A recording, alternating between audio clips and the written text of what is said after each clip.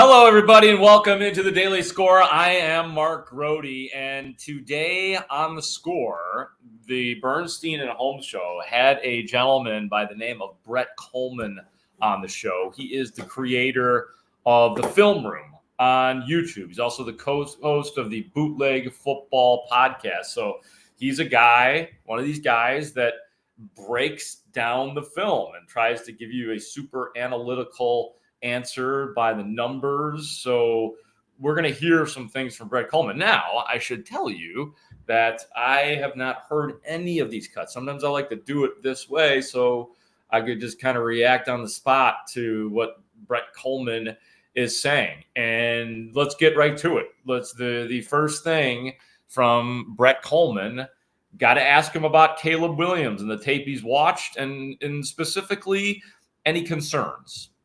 Thing real, I would say. Like, obviously there was the hero ball stuff because he knew his team wasn't very good. He was trying to win a national championship. Like, he already got all the personal accolades. Like, he really wanted to win a natty, and he felt like it was kind of slipping through his fingers, and it caused him to make some mistakes that he shouldn't have made.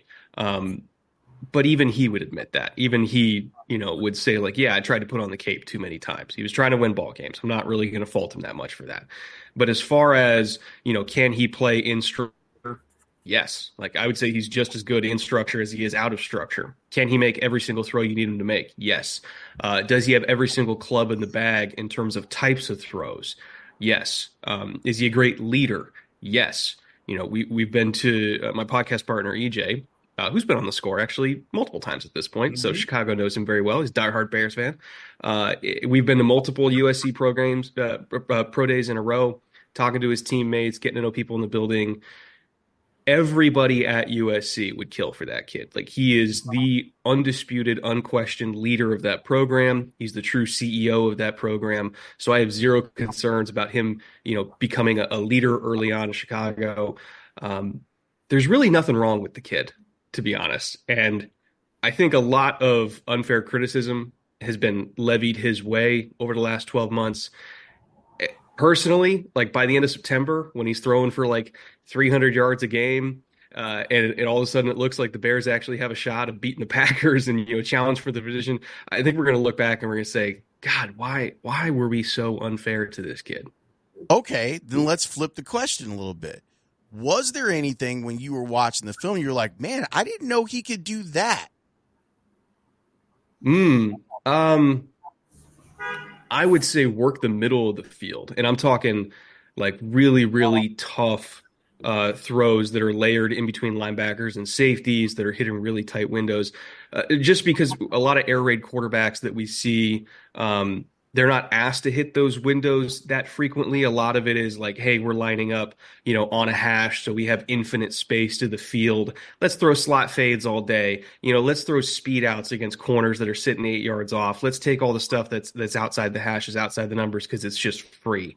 You don't really see, quarterbacks working these tight over the middle windows like you kind of have to do in the NFL, because the hashes are narrower, so the NFL plays more in the middle of the field. And we saw him do that a lot at USC, especially last year. And I'm like, oh, okay, if he's already got that in his bag, like, we're good, because you can't be good in the NFL without work in the middle of the field. And he really is good at work in the middle of the field. And part of working the middle of the field, too, is not getting your wide receiver killed. I mean, that's when you see the alligator arms go up for wide receiver, and they're like, they don't want any part of it. And we saw sometimes, with Justin Fields and Tyson Bagent, for that matter, where ball caught, but then receiver popped. So there is a certain art to working the middle of the field. The leader, CEO thing, I don't have any doubt about that. He seemed to have the right attitude when we talked to him out at Haugh, and saying that, he's not just going to come in there and just start barking out orders, that he's got to kind of learn a little bit from the veterans. And so, he's got to learn to be a leader. So at least he's got the right attitude about that. Who knows? We don't know what kind of a leader he's going to be. He's talking the right part. Have zero idea. So, we'll stand by and we'll see. All the college stuff is great. The leader, CEO, but he gets a clean slate in the NFL for whether you think that's good or bad. It's whatever leadership he had in college. Let's see him let's see that elevate to the NFL side, and we do not know what kind of a leader he will be as of yet. I don't know how you necessarily get the hero ball out of Caleb Williams once he starts. If he starts playing really well and he is good, and this is a quarterback who will accrue power. I mean, that's just the way it is. I mean, he's going to have a certain amount of autonomy. And if he's good, the coaches, just like with all elite quarterbacks, are going to have to kind of leave him alone in that regard. The good thing I was thinking when I was hearing that was, I remember Mitch Trubisky indicated that he looked up to Brett Favre, who was considered a gunslinger and a risk taker and all of that. And Caleb Williams also looks up to a former Green Bay quarterback, that being Aaron Rodgers. So I prefer that if we don't want him to color outside of the lines too much, Aaron Rodgers is a good example. And if that's the guy he looks up to, then he knows that Aaron Rodgers does not play a ton of hero ball. Not that he doesn't at times, but we know that he doesn't do that all the time. But it's that fine line, man. I mean, talking to a bunch of people at Haugh Hall last week, they're like the coach, some of the assistant coaches that we don't get to hear from a lot of time. We got to have conversations with those guys, and they're all like, I'm not going to be the one to coach that out of him. They just have to control that part of him. Last thing from that comment on Caleb Williams that I wanted to say was I hate it. I hate natty, win a natty. Like, that thing has come up the last couple of years, winning a national title. Everybody calls it winning the natty. Don't like it. Maybe it's because I'm used to using the word natty in reference to Cincinnati, because when I was covering baseball for 3 years doing pre and post, the baseball people, well, we're going to the natty. So I don't like it. Just call it the national title, not the natty. I don't know. I think it weakens it, like a gnat. Don't do that. All right, next cut here. Let's see what we have here. Remember, we're talking, this is Brett Kollmann, creator of the Film Room on YouTube, co-host of the Bootleg Football Podcast. What will Shane Waldron's offense look like? A lot of inside zone. Boy, a lot of inside zone. Like, they're going to pound the rock pretty consistently. You're going to see a lot of what's called split zone, where the tight end's going to be off and they come across the backside of the run scheme and they kick out the backside edge player to kind of create that cutback lane. That's going to turn into some really fun RPO looks, some really fun play action looks. I'd be willing to bet that Caleb's going to be under center a lot more than he was used to at USC. But, he's been practicing that footwork pretty consistently down in Florida with Will Hewlett and Tom Gormley. So, like, he's perfectly capable of operating under center for the majority of the time if he needs to. But it is going to be different for him. He's going to have to turn his back to the defense probably a lot more than he's used to as well. But, if anybody can transition from being, in a pretty air raid heavy system to being in a more traditional under center style system very quickly, I think it's Caleb, because he's really smart, he's really gifted, and his whole team has basically been preparing him to play in this offense since his last college game ended.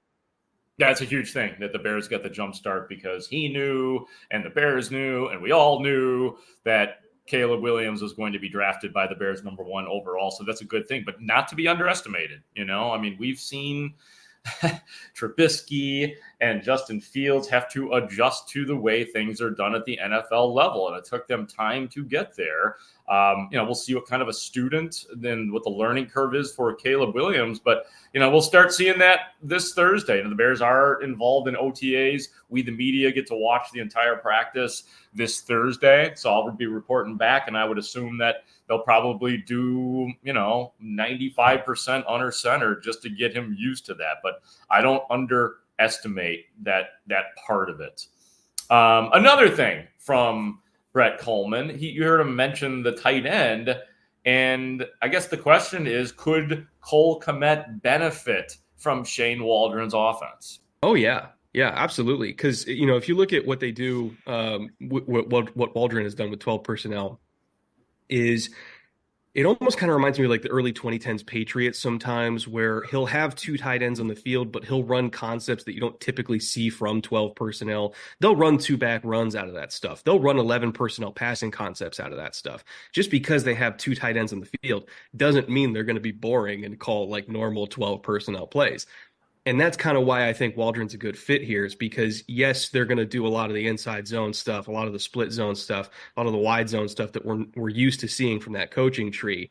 But there's also a little extra flavor there that I've always really admired. I think he's a really good OC. Yeah. And, as far as play callers that they could have hired to guide Caleb in his first couple of years here, I thought Waldron was one of the best candidates they could have got. I love hearing that.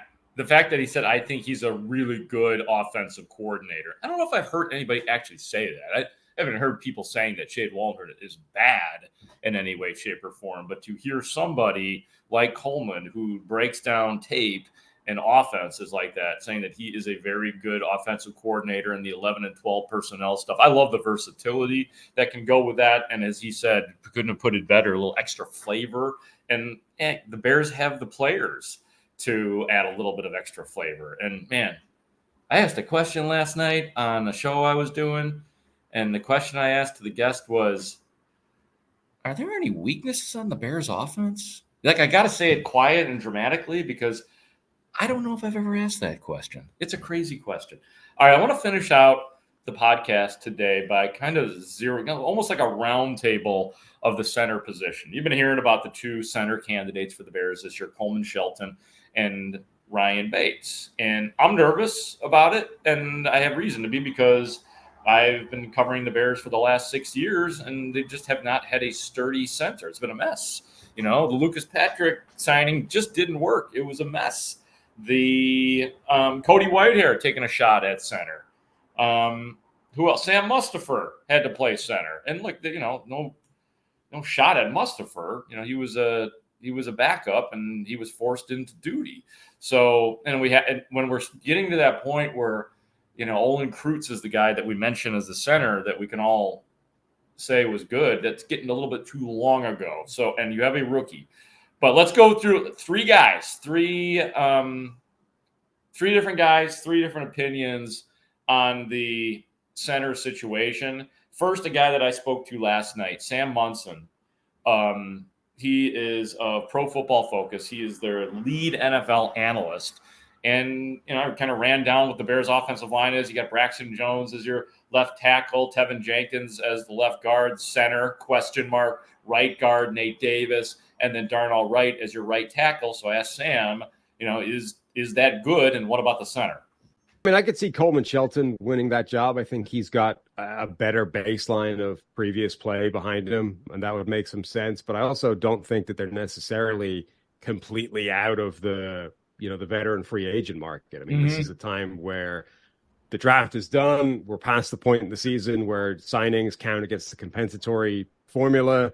So you can essentially pick up veterans now at a time where you didn't want to pick them up previously because it would cost you a future draft pick.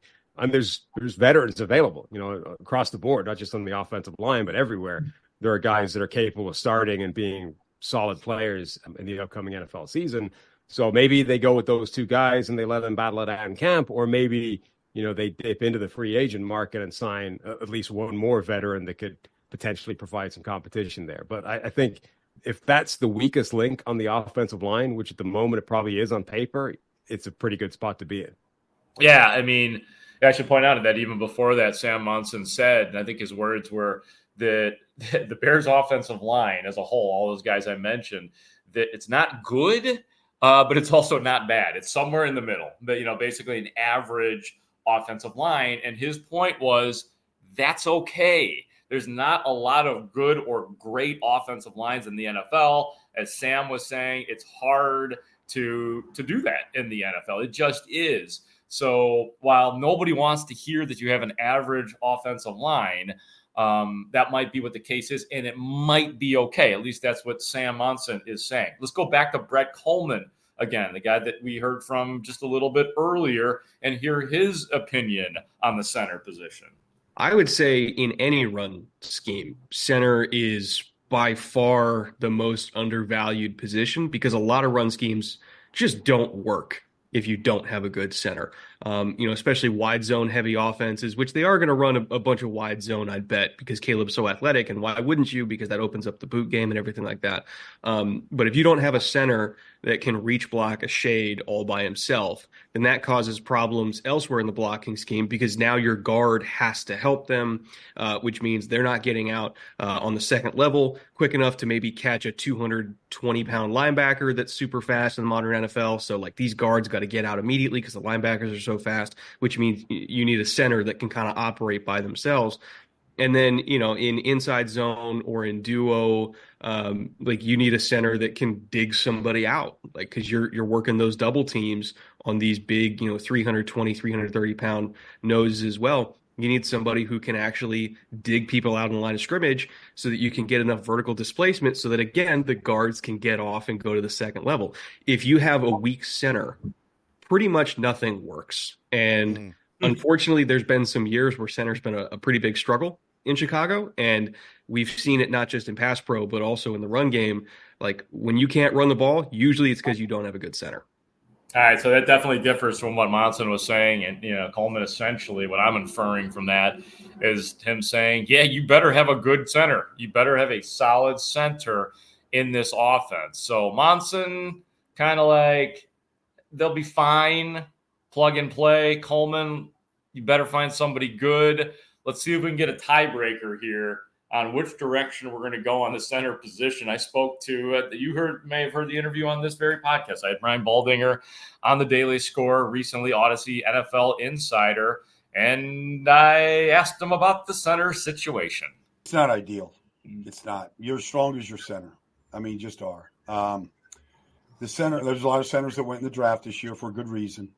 Ryan Bates, I know Ryan Bates, who was a free agent at Penn State, played guard in Buffalo. Try-hard guy. And I've never seen him play center. I'm not saying I don't know if he can or can't. I've never seen him play it. Not the NFL. Maybe at Penn State he did. Kollmann's a left-handed center, has started in Los Angeles. I don't think it's a strong position right now. I just don't. I think it's for a rookie quarterback, you'd love to have a veteran center. Love to have a guy that is going to be firm in the middle. Pocket's not going to get pushed. They're going to make all the calls. It's going to be another guy calling the blitzes and the pressures and the fronts out of just experience. It is not ideal, and I'm not here to say Kollmann can't do it. He has started. Ryan Bates has been a starter. I haven't seen him play center. Maybe he becomes a good center. But I don't think it's a position of strength for the Bears right now. Don't like hearing that. What I hope for is that whomever it is, Bates, Shelton, or maybe a wild card, maybe another free agent, maybe Doug Kramer. I doubt it's going to be Doug Kramer, the Illini guy who's been on and off the Bears team. Whomever it is, I hope they figure it out quickly. And like I said, I think it's going to start this Thursday when they begin the organized team activities. I hope by training camp, or at least early in training camp, they know who is hiking the ball to Caleb Williams on every single play. There's, it is of utmost importance. I tend to lean towards Kollmann and Baldinger on this one over Monson. Monson was reasonable, but I am worried about the center position. You just don't want there to be any holes on the team. And I'm not saying you should have drafted a guy in the first round or anything like that, but I just would have liked to have not thought about a competition for this position going into this particular year. That's going to be it for the Daily Score today. Thanks to everybody for listening and or watching. Appreciate you following me on Twitter or on Instagram. And I'm going to see you guys tomorrow on the Daily Score. For Ray Diaz, I'm Mark Grote. Talk to you soon.